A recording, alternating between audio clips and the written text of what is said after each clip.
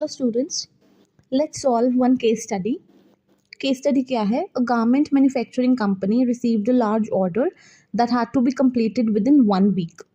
So the production manager focused only on meeting the deadline. He arranged overtime and additional labor, ensuring that order was completed on time. But the production cost increased significantly. Operation manager suggested using available resources more carefully to reduce wastage and cost controls. However, because of the time taken to optimize resource use, the order could not be completed within the stipulated time. So question क्या है, यहाँ पर हमने identify करना है कि कौन effective है और कौन एफिशिएंट है. अब देखो बच्चे ध्यान से देखो, अब इसको सॉल्व कैसे करना है. कंपनी को टारगेट क्या था, 1 वीक में कंप्लीट करना था. प्रोडक्शन मैनेजर ने क्या सजेस्ट किया कि वो डेडलाइन मीट करेंगे.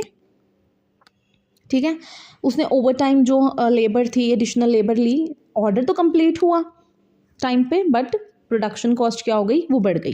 ठीक है, ऑपरेशन मैनेजर ने सजेस्ट किया कि वो अवेलेबल रिसोर्सेज को यूज़ करेंगे मोर केयरफुली ताकि वेस्टेज रिड्यूस हो, कॉस्ट कंट्रोल हो, और कॉस्ट क्या हो जाए, कंट्रोल हो जाए. बट जो टाइम टेकन था, the order could not be completed with in the stipulated time, कि जो 1 वीक का टाइम था वहाँ पर हमें उतना टाइम लगा नहीं, ज़्यादा टाइम लग गया. अब हमने बताना इफेक्टिव कौन था. तो देखो मैंने तब भी समझाया था, इफेक्टिव मतलब तुम डेडलाइन तो मीट कर रहे हो बट कॉस्ट ऑफ प्रोडक्शन बढ़ रही है.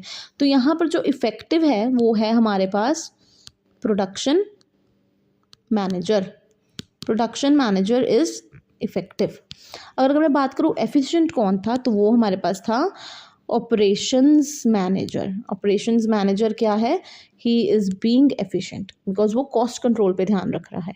ठीक है, राइट. तो केस स्टडीज़ को इसी